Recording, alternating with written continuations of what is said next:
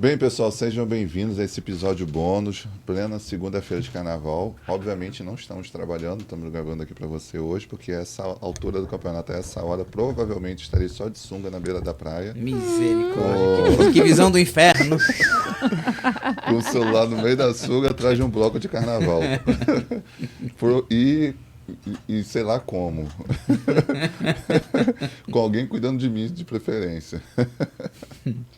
Então, por isso nós estamos gravando. E por falar em álcool, eu vou falar sobre álcool agora. Ei, já foi já intencional, né? Não foi, acabei de ter essa ideia agora. Uma coisa levou a outra. Uma coisa leva a outra. É Deus agindo. Bem, como o Brasil domina a produção de açúcar sem queimar os canaviais? Como?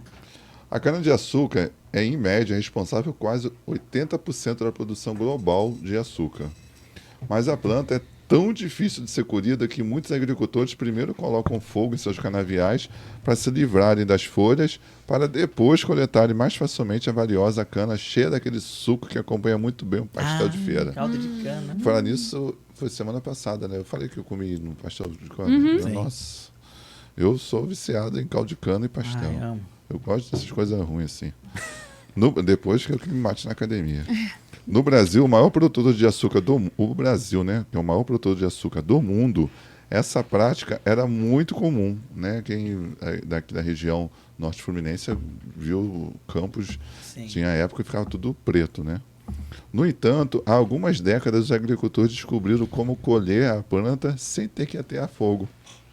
Começando lá do início, senta aí que vem a história. Vamos lá. Lá, durante séculos, trabalhadores no mundo colhiam cana-de-açúcar manualmente. Sim. Para limpar as folhas duras, com o facão era demorado, afetava o físico dos trabalhadores no longo prazo.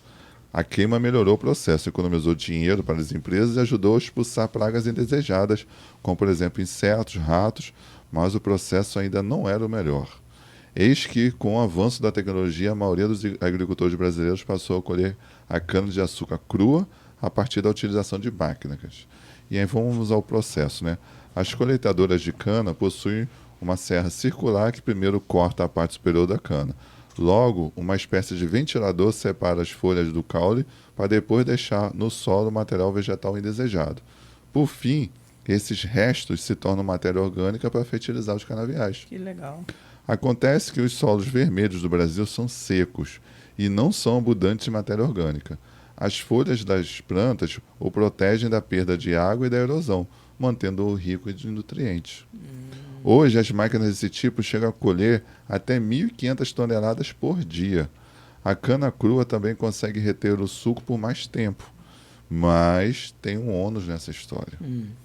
Ao não realizar a queima dos canaviais, fica mais difícil eliminar as pragas.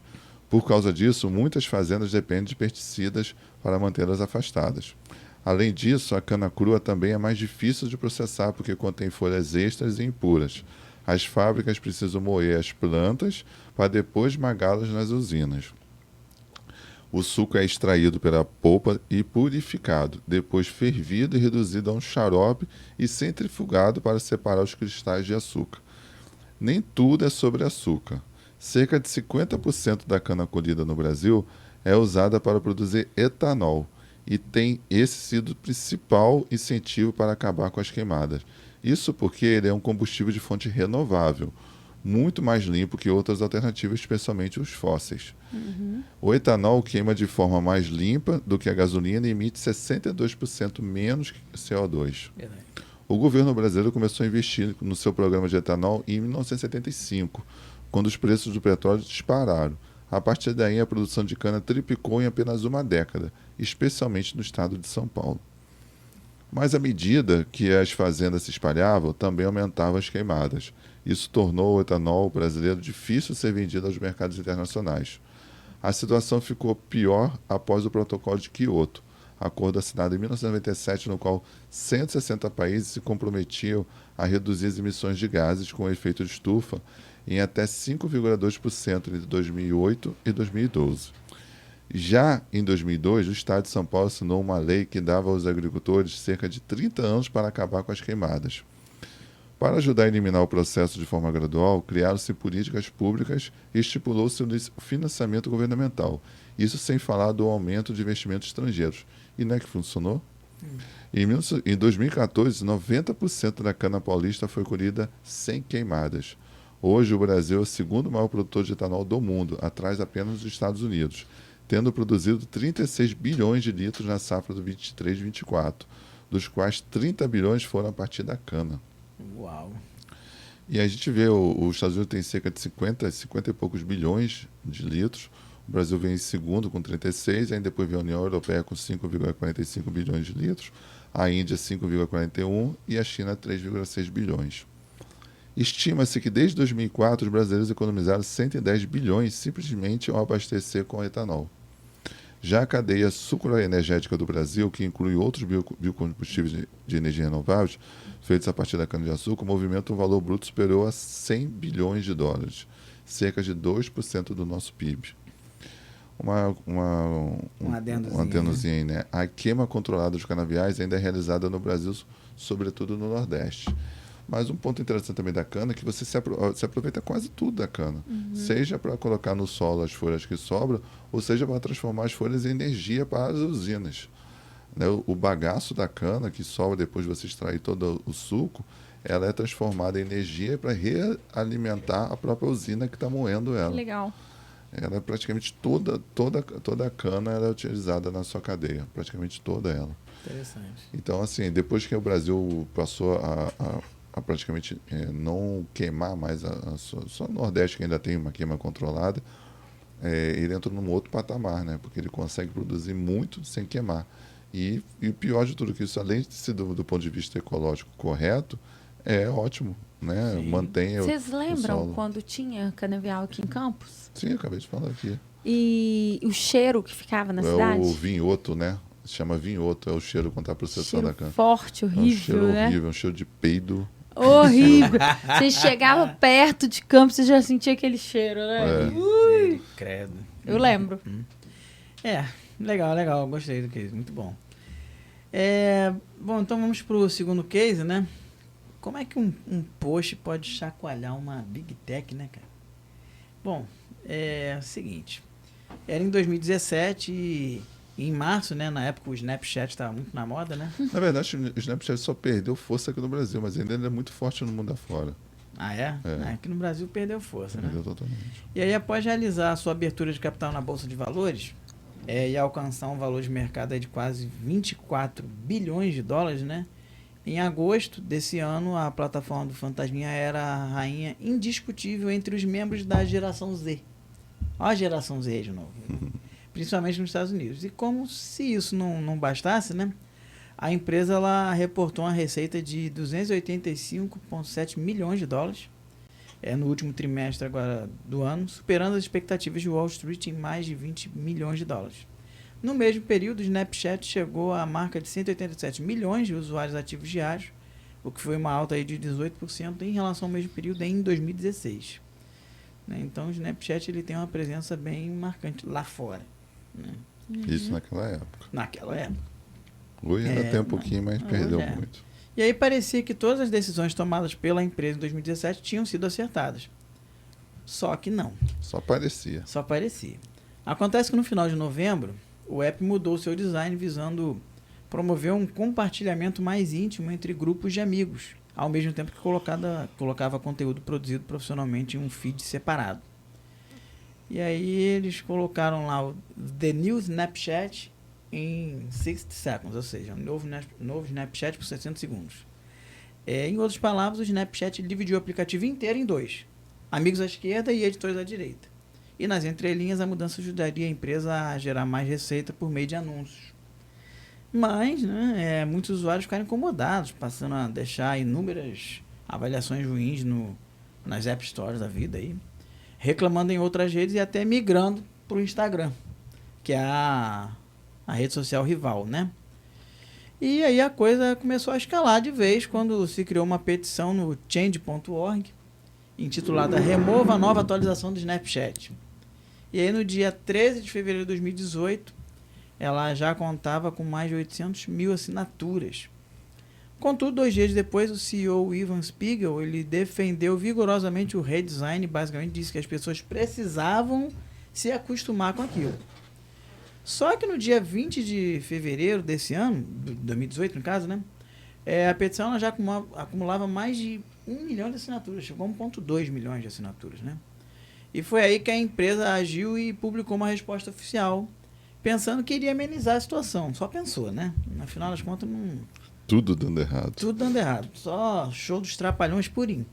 Até porque no dia seguinte, o que aconteceu? A influenciadora Kylie Jenner postou um tweet com as seguintes palavras.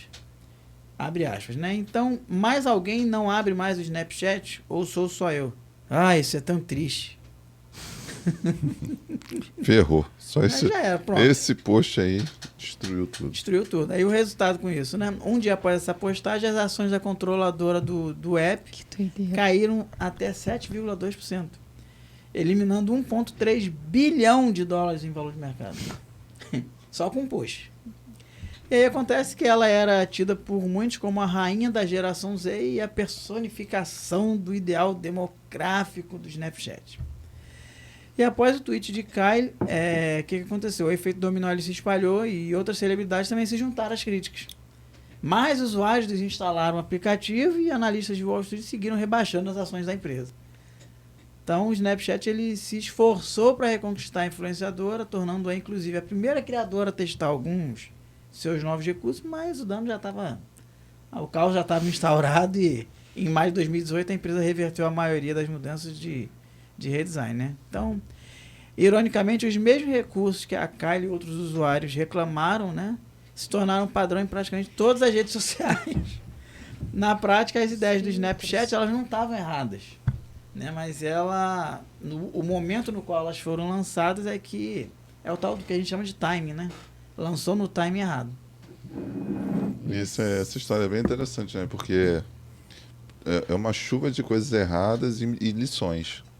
Porque primeiro é uma empresa que estava lá do alto da sua montanha, vendo todo mundo de baixo, falou, não quero saber, vocês que têm que me seguir. E aí deixou de ouvir o seu público, né? Aquilo que fez ela chegar até lá. Aí ela chegou até lá, agora vocês só têm que me seguir. Foi mais ou menos assim, deu de ombros, né?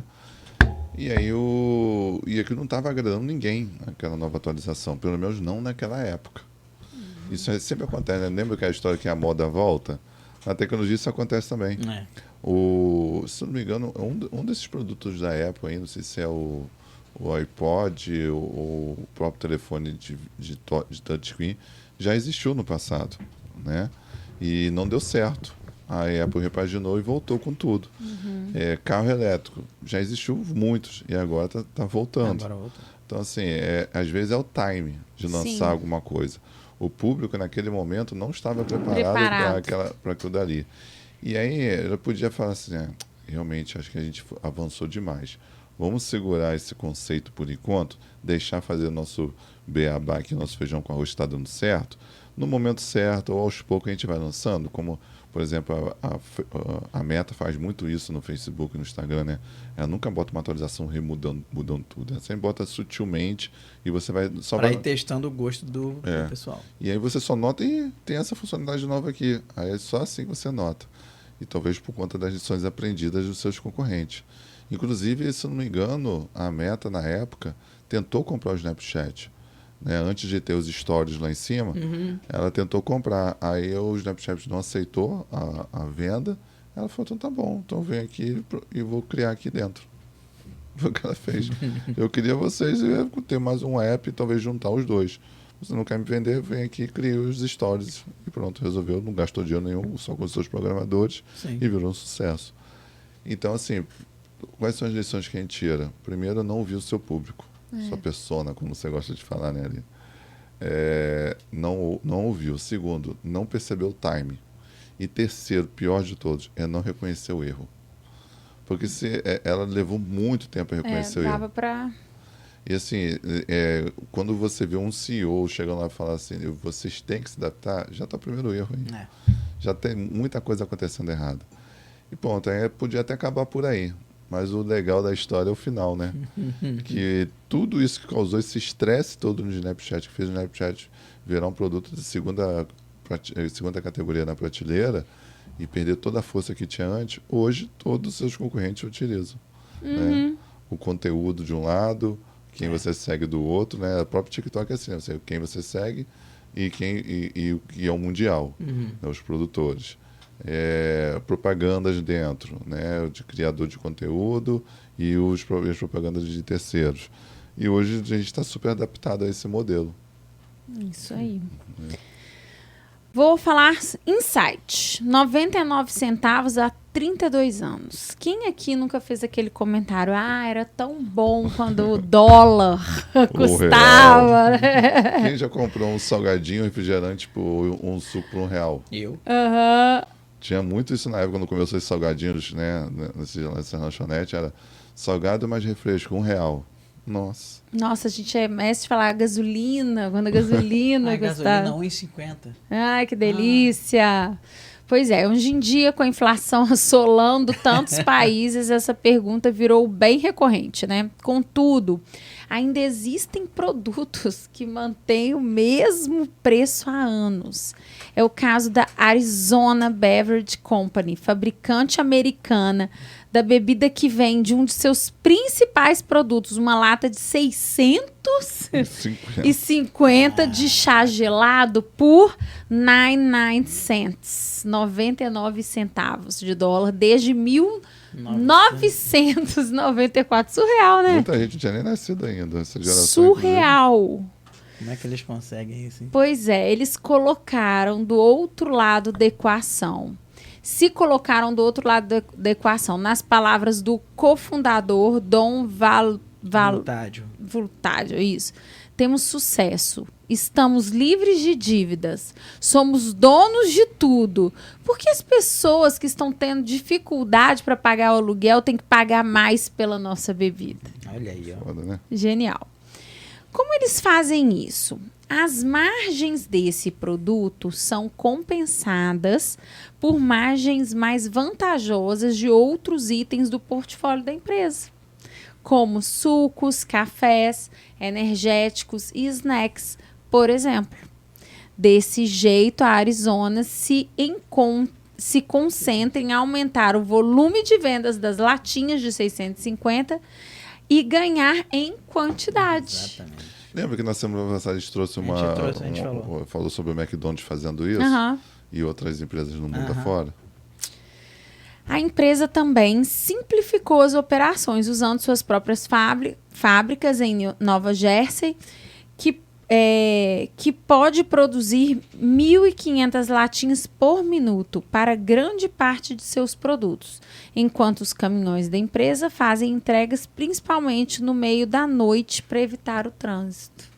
Muito legal, hein? A Arizona também opta pelo boca a boca e na fidelização de uma parcela mais restrita de clientes, que acabam se tornando promotores da marca, em vez de investir milhões de dólares em publicidade. O resultado dessa estratégia não foi nada ruim para uma empresa fundada em 1992. 2020, a Arizona tinha quase 16% da participação do mercado de chás gelados prontos para consumir nos Estados Unidos. 2022, as latinhas de 650 corresponderam a 25% dos 3 bilhões de receita da empresa. Como assim, né? Quando perguntado se esse preço mudará em algum momento, o cofundador Vultaggio disse: não sei se nunca, mas não no futuro próximo. Ele não quer carregar isso aí. Aumentar? Não pode. Já virou a marca dele já. Deixa outro CEO para pegar isso aí. Eu, enquanto eu for diretor, não. Vamos lutar o máximo que pudermos pelos consumidores. Caso os preços do chá gelado Arizona acompanhassem a inflação, suas latinhas de 650 custariam $2,22, valor 124% maior. Curiosidade para fechar. o recorde de preço de bebida mais duradouro ainda da Coca-Cola, que manteve o custo de uma garrafa de 192 ml a 5 cents do dólar, né? Por 70 anos! Não sabia disso, não. Tem muita propaganda, aqueles caçadores de relíquias e tal, eles adoram essas placas. Ah, que né, tem a garrafa até com preço. 5 cents. Ó, a Coca-Cola manteve esse valor de 1886 a 1959. Cara, 70 anos. Que maneiro, hein? Esse aqui, por que isso são coisas relevantes para a gente, né? Existem muitos modelos de negócio que, de fato, às vezes a gente paga para vender. Tem um exemplo, né? A gente já teve uma rede Você estava contando das fraldas. Das fraldas, já contei isso, Contou, né? no episódio passado, por conta dessa história da Coca-Cola. Por causa da Coca-Cola, então, é o mesmo exemplo. Da Coca-Cola, do McDonald's. McDonald's, Então, são exemplos como esse. Às vezes a gente tem que botar um preço para chamar a gente para dentro e infelizmente, esse produto vai ser negativo. No caso dele aqui, eles se reinventaram. Provavelmente não chega a ser negativo. No máximo deve estar se pagando ou tem algum percentualzinho bem pequeno, mas o objetivo deles não é ganhar dinheiro com ele, apesar de representar 25% do faturamento deles. Com $1, 99 centavos, representa 25% do faturamento de 3 bilhões. Mas virou uma marca queridinha, né? Os próprios clientes fazem ali o boca a boca, economiza com campanha, empresa só crescendo, empresa de 92, e teve um excelente resultado aí, né? Imagina você tirar do seu bolso uma moedinha de R$1 e poder comprar uma bebida de 650 ml. Nem água custa isso. O Brasil... Ainda mais lá nos Estados Unidos. O Brasil que seguiu essa tendência, né, dos 99 cents, aqui no Brasil já teve também as lojas 99 centavos. 1,99. Que hoje você não acha mais nada por 1,99. Não tem mais, acabou, não existe. Um grande exemplo disso, acho que no Brasil, foi as esfirras do Habib's, né? Lembra que ela lutou muito para sair daquele preço. Eu lembro que o CEO, na época, ele se reinventou. Era quanto? Chegou a custar, na época, 15 centavos, depois foi 25 centavos. Assim. Era centavos, né? E eles lutaram muito. Eles fizeram mais ou menos o mesmo trabalho que eles fizeram. Só que no Brasil, a inflação... Não tem como, né? Tu viu que aguenta, no período de quantos anos? De 94 até hoje, foi só 124%. A inflação brasileira, até o Plano Real, já somada, foi em mais de 1 milhão de %. Ei. Quem aguenta? Não tem, impossível. A caixa da esfirra do Habib's, eu lembro que eu adorava, eu morava ali, né, em Betiba, e tinha um Habib's ali próximo. E aí eu pedi para Rogério comprar e era realmente muito barato. E aí eu cheguei até e falei assim, ai gente, que carne é essa que esse pessoal deve estar colocando nessa esfirra? Porque tá muito barato, acho que era 89 centavos. Hoje é isso, né? Ah, hoje é 89 hoje centavos? É por aí. Mas na época, quando foi lançada, pessoas almoçavam por R$2. Almoçavam, porque era esfirra pra caramba por R$2. E era bom, né? Era bom. E tinha até mais recheio do que tem hoje. É verdade. Então, eu lembro era gostoso. Deu até vontade, Vitor. Eles lutaram muito para poder dar o primeiro passo para aumentar preço. Aí nisso eles foram mudar a forma de entregar as esfirras nas lojas, a logística, e também diminuíram o recheio, né? Você vê que hoje o recheio é quase um cheirinho, um cheirinho. E já está esse valor já. Acho que não chegou ainda a R$1 não, né? Mas eles ainda tentam manter abaixo de R$1, que é a grande marca deles. Muito bom. E aí, pulando muito carnaval, Rogério? Não tô pulando nada. Não tô pulando nada. Tô quietinho em casa. Pessoal, espero que vocês estejam bem, né? Estejam curtindo aí o carnaval. Segunda-feira que vem estamos de volta com a nossa live, normalmente. E até a próxima segunda-feira, hein? Tchau, tchau. Tchau, tchau, pessoal. Boa noite. Espero que todo mundo vivo, né? A gente vai ver o resultado daqui a 9 meses também, se vai ter alguma mudança na família de vocês. Tchau, pessoal. A gente se vê na próxima semana. Tchau. Tchau.